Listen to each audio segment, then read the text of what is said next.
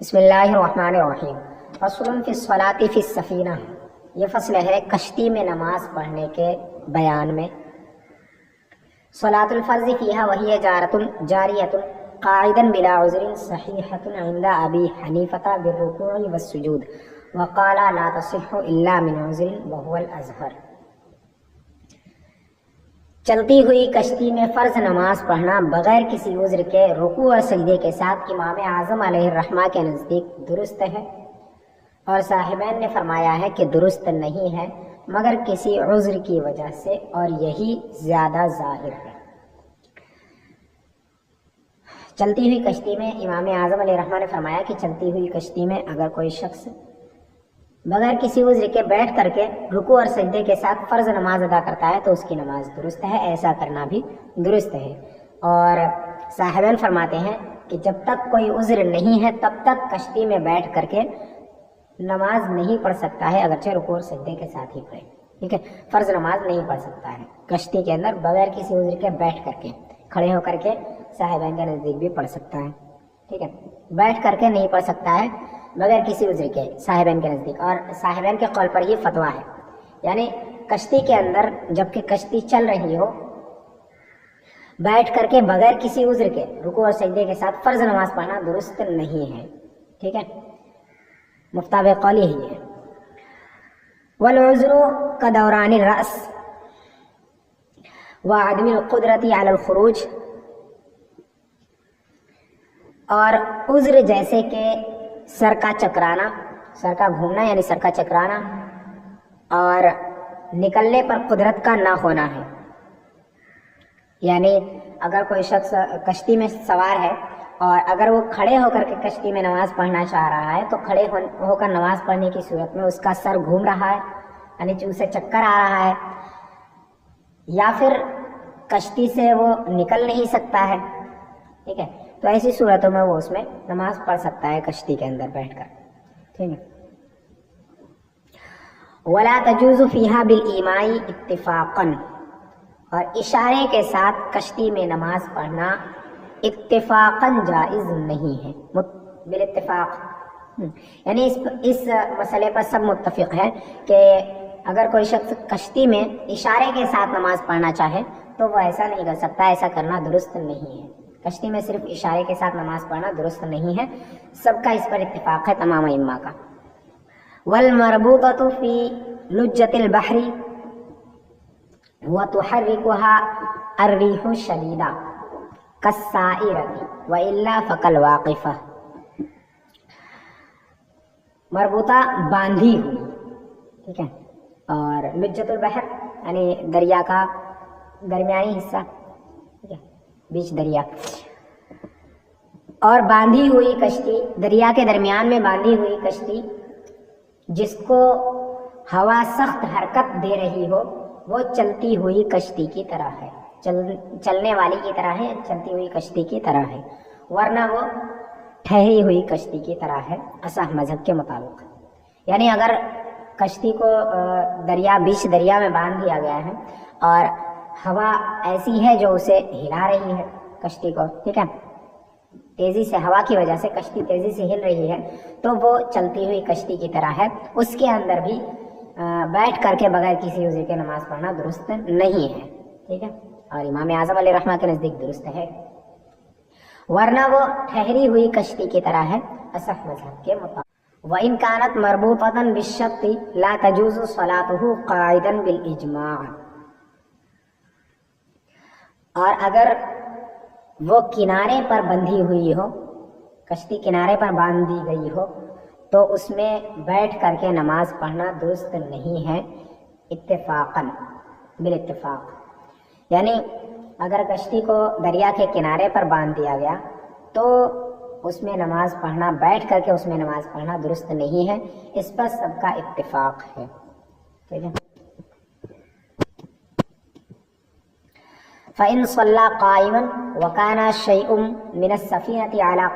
قَرَارِ الْأَرْضِ صَحَّتِ الصَّلَاةُ وَإِلَّا فَلَا تَصِحُّ عَلَى الْمُخْتَارِ،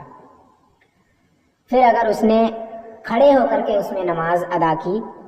اور کشتی کا کچھ حصہ زمین کے قرار پر تھا، یعنی زمین پر ٹھہرا ہوا تھا، تو نماز درست ہوگی، ورنہ نماز درست نہیں ہوگی مختار قول کے مطابق، پسندیدہ قول کے مطابق۔ یعنی اگر کشتی کنارے پر باندھی ہوئی ہے اور اس کے اندر کوئی شخص کھڑے ہو کر کے نماز ادا کر لے، اور کشتی کی حالت ایسی ہے کہ وہ اس طرح کنارے پر بندھی ہوئی ہے کہ اس کا کچھ حصہ زمین پر ٹھہرے ہوئے ہے، ٹھیک ہے، کچھ حصہ اس کا زمین پر ٹھہرا ہوا ہے، تو اس کی نماز درست ہوگی۔ اور اگر ایسا ہے کہ اس کا کوئی بھی حصہ زمین پر ٹھہرا ہوا نہیں ہے تو اس کی نماز درست نہیں ہوگی، ٹھیک ہے۔ اس کے لیے یہ ضروری ہے کہ وہ کشتی سے باہر نکل کے نماز ادا کرے زمین پر۔ الا اذا لم يمكنه الخروج، مگر اس وقت جب کہ نکلنے پر وہ قادر نہ ہو، نکلنا ممکن نہ ہو، یعنی کشتی اس طرح سے باندھی ہوئی ہے یا پھر وہ کوئی ایسی رکاوٹ وہاں پر ہو کہ وہ اس کشتی سے نکل نہیں سکتا ہے، کنارے پر اگرچہ کشتی باندھی ہوئی ہے لیکن پھر بھی وہ کشتی سے باہر نہیں نکل سکتا ہے، کوئی عذر ہو، اس کے لیے کشتی سے نکلنا ممکن نہ ہو، تو ایسی صورت میں اگر وہ اس کے اندر کھڑے ہو کر کے نماز ادا کر رہا ہے کشتی کے اندر تو درست ہے، ٹھیک ہے۔ وَيَتَوَجَّهُ الْمُصَلِّي فِيهَا إِلَى الْقِبْلَةِ عِنْدَ افتتاح الصَّلَاةِ وَكُلَّمَا اسْتَدَارَتْ عَنْهَا يَتَوَجَّهُ إِلَيْهَا فِي خِلَالِ الصَّلَاةِ حَتَّى يُتِمَّهَا مُسْتَقْبِلًا۔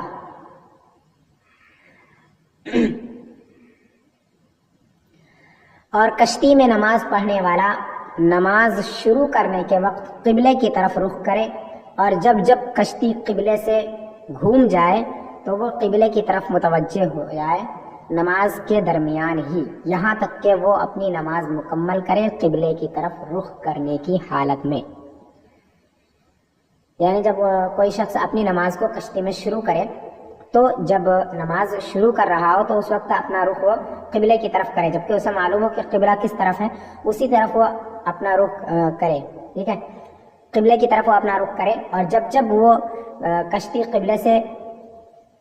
دوسری طرف مڑ جائے تو وہ شخص قبلے کی طرف مڑ جائے، ٹھیک ہے۔ اگر اسے اس کا علم ہو جائے کہ کشتی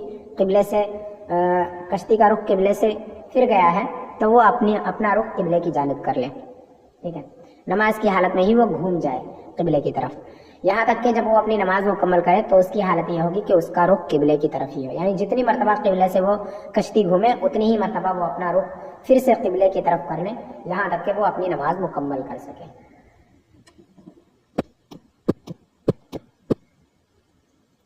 فصل فی صلاۃ التراویح،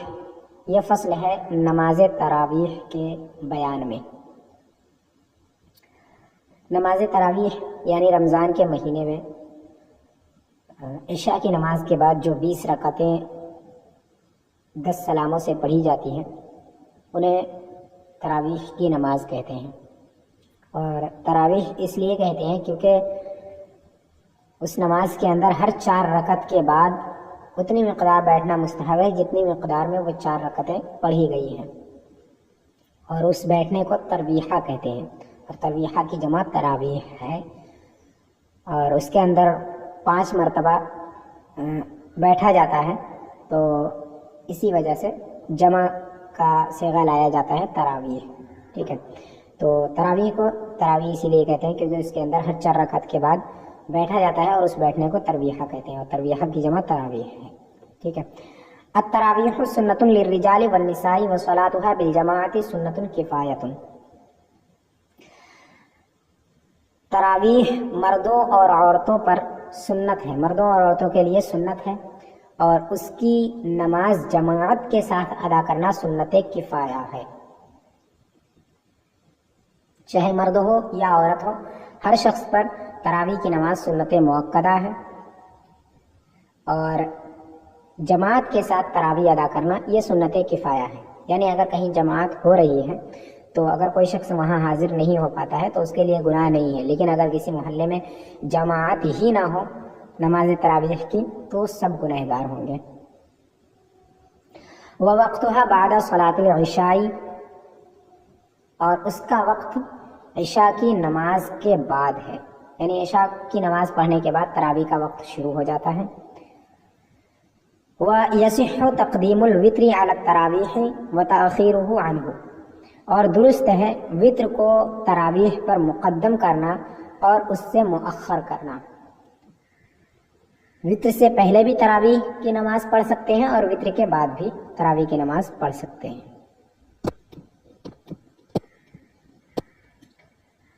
وَيُسْتَحَبُّ تَأْخِيرُ التَّرَاوِيحِ إِلَى ثُلُثِ اللَّيْلِ أَوْ نِصْفِهِ وَلَا يَكْرَهُ تَأْخِيرُهَا إِلَى مَا بَعْدَهُ عَلَى الصَّحِيحِ، اور درست ہے تراویح کو ثلث لیل تک مؤخر کرنا یا نصف لیل تک مؤخر کرنا، اور مکروہ نہیں ہے اس کو مؤخر کرنا اس کے ما بعد تک صحیح مذہب کے مطابق، یعنی تراویح کی نماز کو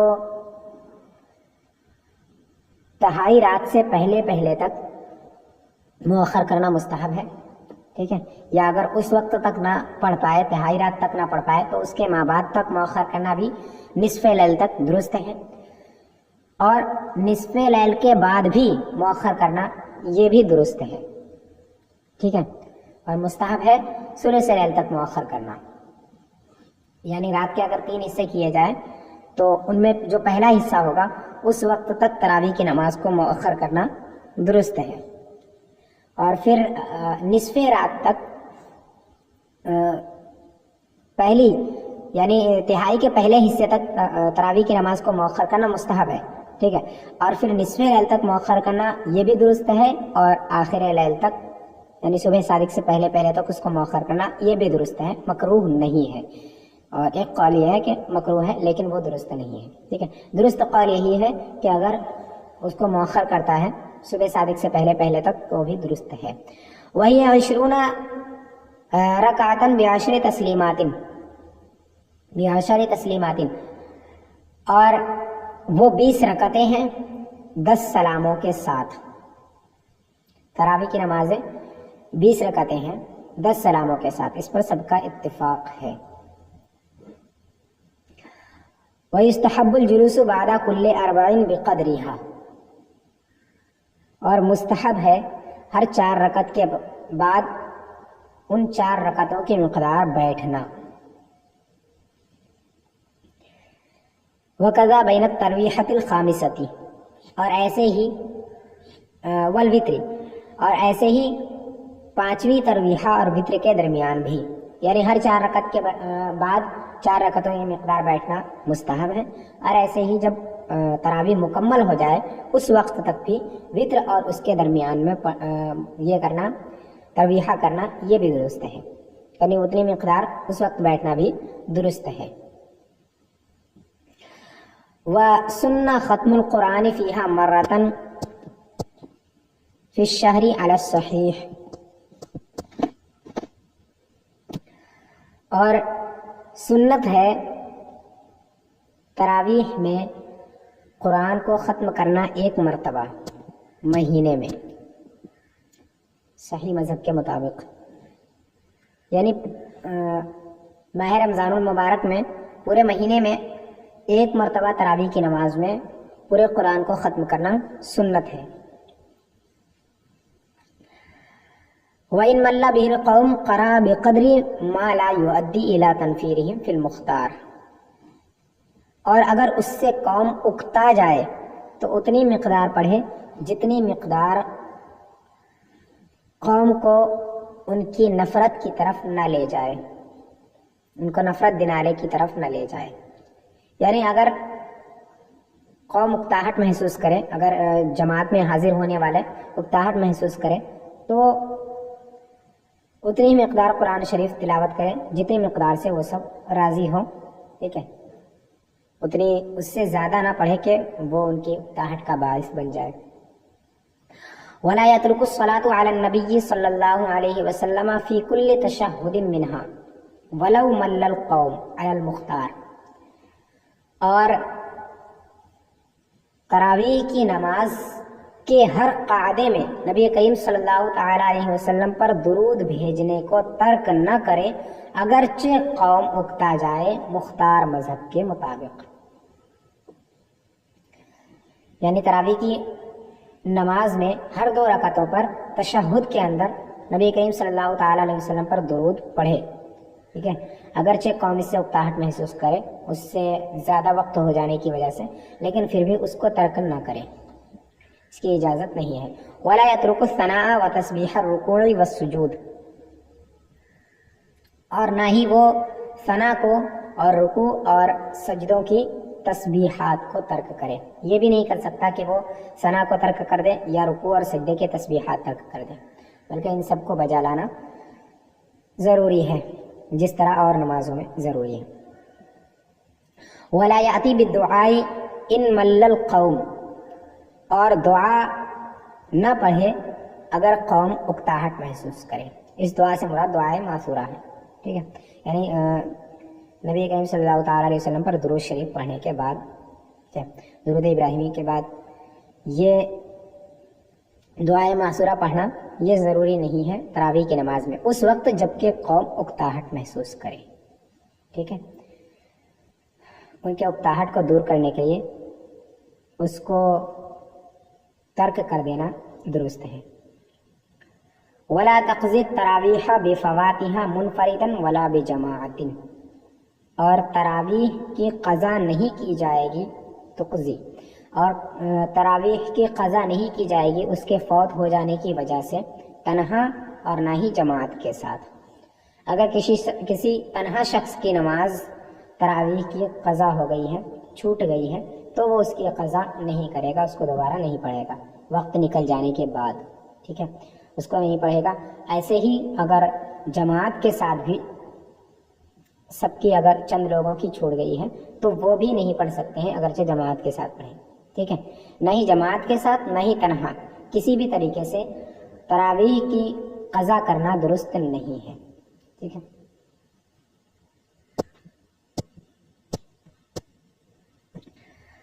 باب الصلاۃ فی الکعبہ، کعبہ شریف کے اندر نماز پڑھنے کا بیان۔ باب صح فرض و نفل فیہا وکذا فوقہا وان لم یتخذ سترۃ لکنہ مکروہ لإساءۃ الادب باستعلائہ علیہا۔ کعبہ شریف کے اندر اور ایسے ہی کعبہ شریف کے اوپر فرض اور نفل نماز درست ہے اگرچہ وہ سترہ نہ گاڑے، سترہ نہ لگائے، لیکن کعبہ شریف کے اوپر مکروہ ہے سوء ادب کی وجہ سے، بے ادبی کی وجہ سے، اس پر بلند ہونے کی وجہ سے یا اس پر چڑھنے کی وجہ سے، یعنی خانہ کعبہ شریف کے اندر نماز پڑھنا یہ بھی درست ہے، خانہ کعبہ شریف کے اوپر نماز پڑھنا بھی درست ہے احناف کے نزدیک، ٹھیک ہے، چاہے فرض نماز ہو چاہے نفل نماز ہو، اگر خانہ کعبہ شریف کے اوپر اگر پڑھ رہا ہے تو اگر سترہ نہ لگائے تو بھی درست ہے، اندر پڑھ رہا ہو تو اس میں سترہ کی ضرورت نہیں ہے، اور اگر چھت پر پڑھ رہا ہے تو اگر سترہ نہ لگائے تو بھی درست ہے احناف کے نزدیک، لیکن ایسا کرنا مکروہ ہے، مکروہ تنزیہی ہے، خانہ کعبہ شریف کے اوپر نماز پڑھنا مکروہ تنزیہی ہے، بے ادبی کی وجہ سے، خانہ کعبہ شریف کے اوپر چڑھنے کی وجہ سے اور اس سے بلند ہو جانے کی وجہ سے بے ادبی ہے یہ چیز، اس وجہ سے ایسا کرنا مکروہ تنزیہی ہے۔ ومن جعل ظہرہ الی غیر وجہ امامہ فیہا او فوقہا صح، اور جو شخص اپنی پیٹھ کرے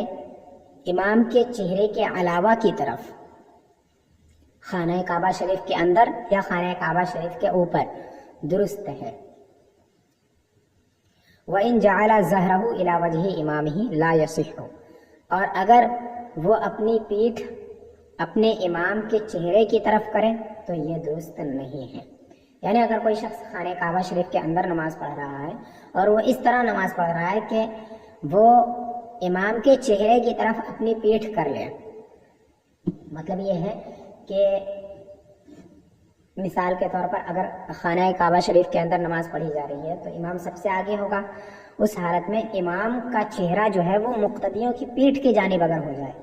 تو یہ درست نہیں ہے، ٹھیک ہے، اور ایسے ہی اس کے اوپر بھی اس طرح اگر ہو تو یہ بھی درست نہیں ہے۔ وصح الاقتداء خارجها بإمام فیہا والباب مفتوح، اور خانہ کعبہ کے باہر اقتدا کرنا درست ہے اس امام کی جو خانہ کعبہ شریف کے اندر ہو جبکہ دروازہ کھلا ہوا ہو، یعنی خانہ کعبہ شریف کا دروازہ کھلا ہوا ہے اور امام جو ہے وہ خانہ کعبہ شریف کے اندر نماز پڑھا رہا ہے اور مقتدی سب باہر ہیں، تو مقتدیوں کی نماز درست ہے اور یہ اقتدا بھی درست ہے۔ وَإِن تَحَلَّقُوا حَوْلَهَا وَالْإِمَامُ خَارِجَهَا صَحَّ إِلَّا لِمَنْ كَانَ أَقْرَبَ إِلَيْهَا فِي جِهَةِ إِمَامِهِ، اور اگر وہ سب خانہ کعبہ شریف کے ارد گرد حلقہ بنا لیں اور امام خانہ کعبہ شریف کے باہر ہے تو ان کی نماز درست ہے، مگر اس شخص کی جو خانہ کعبہ شریف کے زیادہ قریب ہو امام کی بنسبت، یعنی خانہ کعبہ شریف کے باہر نماز ادا کی جا رہی ہے، امام جو ہے وہ امامتی کر رہا ہے، امام نماز پڑھا رہا ہے اور اس کے پیچھے باقی سب مقتدی ہیں، اور وہ خانہ کعبہ شریف کے چاروں طرف مقتدی ہو، ٹھیک ہے، تو اس صورت میں نماز تو درست ہو جائے گی، لیکن ہر نمازی کے آگے اتنی جگہ خانہ کعبہ شریف کے اور اس نمازی کے درمیان میں اتنی جگہ ہونا ضروری ہے جتنی جگہ اس امام کی اور خانہ کعبہ شریف کے درمیان میں ہو، ٹھیک ہے، یعنی امام ایک ہی جانب ہوگا لیکن باقی مقتدی اگر چاروں جانب ہے تو اتنی مقدار جگہ چھوڑنا ضروری ہے، اگر اتنی مقدار جگہ نہیں چھوڑی تو جس کے آگے اتنی مقدار جگہ نہیں چھوڑی گئی ہوگی اس کی نماز درست نہیں ہوگی، باقی جس کے آگے اتنی مقدار جگہ چھوڑی گئی ہے جتنی مقدار امام اور خانہ کعبہ شریف کے درمیان میں ہے تو اس کی نماز درست ہو جائے گی۔